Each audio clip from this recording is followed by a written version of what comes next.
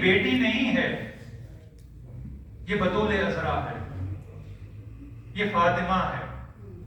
دیکھو یہ معمولی شخصیت نہیں ہے۔ اور کہتے ہیں روایات میں ہے کہ پیغمبر 6 یا 8 مہینے تک جناب سیدہ کے دروازے پر جا کر آئے تطہیر پڑھتے۔ کیوں؟ کیا بتانا چاہتے ہیں؟ دیکھو مسلمانوں، یہ میری بیٹی وہ ہے کہ جس کی شان میں آئے تطہیر نازل ہوئی ہے۔ دیکھو اس کا احترام مت بلانا، حیا کرنا۔ لیکن کیا ہوا؟ بہت جلد یہ امت بھول گئی، جناب سیدہ کو جھٹلا دیا گیا۔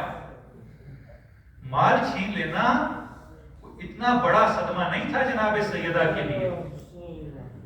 وہ شخصیت جس نے مباہلہ فتح کیا ہو، آج اس کے کردار پر انگلی اٹھائی جائے۔ وہ سیدہ، وہ فاطمہ جس کو پیغمبر نے سچا کہا، جس کو خدا نے سچا کہا، آج وہ اپنا حق لینے کے لیے دربار آ رہی ہے۔ جناب سیدہ کا دربار میں آنا کوئی معمولی واقعہ تھا؟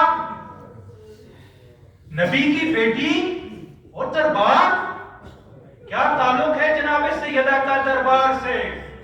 اگر آج جناب سیدہ کو دربار میں نہ لے جایا جاتا، کل جناب زینب کو بھی دربار میں نہ جانا پڑتا۔